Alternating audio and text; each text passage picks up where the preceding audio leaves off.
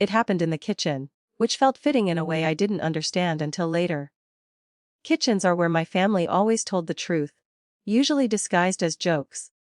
Usually while someone else was busy doing something useful.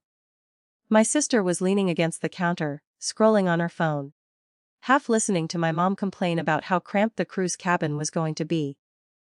I had been quiet all afternoon, mostly because I was tired of adjusting my volume.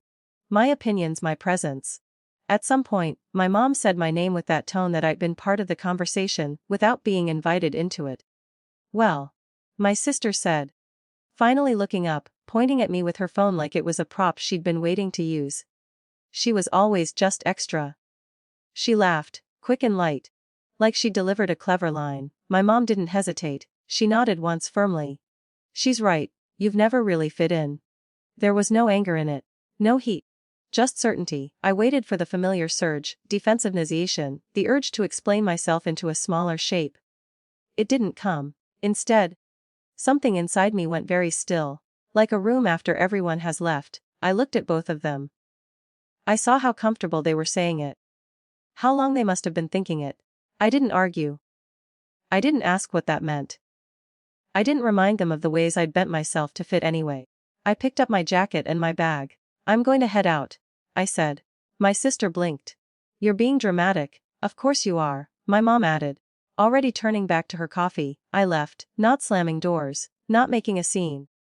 Just walking out into the evening like someone who had finally been dismissed from a role they never auditioned for. That night, alone in my apartment, the words replayed themselves in fragments. Extra. Never fit in. I tried to feel angry. What I felt instead was grief, quiet, heavy, and oddly clean. Growing up, I had always been the adaptable one. The one who paid attention. The one who noticed when something needed handling, and handled it before it became a problem. Somewhere along the way, that turned into being useful. Somewhere after that, it turned into being expected. I'd helped my parents set up travel accounts, linked payments, organized itineraries. It started as convenience. It stayed because no one questioned it. For 3 weeks I didn't reach out. Neither did they. The silence told me more than any conversation ever had. I filled my time differently. I spent weekends with friends who didn't need me to perform normalcy. I ate dinners where no one corrected my tone. I laughed without checking if it was too loud or too much.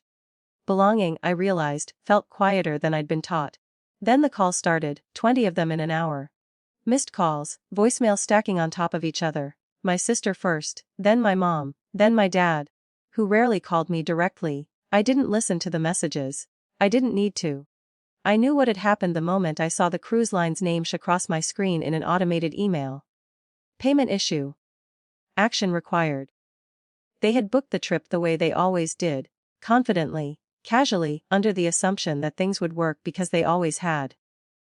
Except this time, they hadn't. I had quietly removed myself from the account weeks ago. No announcement, no warning. Just a correction. I let the phone ring until it stopped. Then again. Then again. On the 21st call I answered.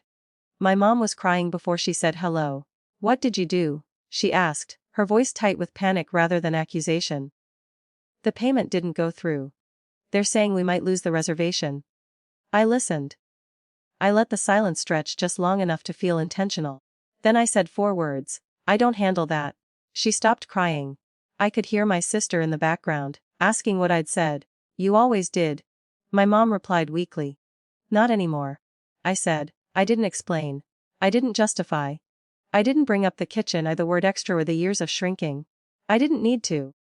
They figured it out quickly after that. There were frantic calls to banks, to customer service, to each other.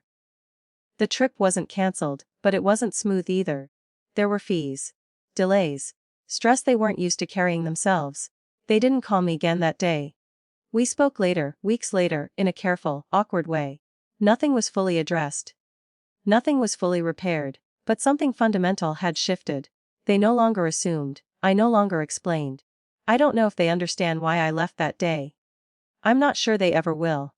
But I understand why I stayed so long, and why I finally stopped. I wasn't extra. I was simply more than the space they were willing to make. And for the first time, I chose a place where that wasn't a problem.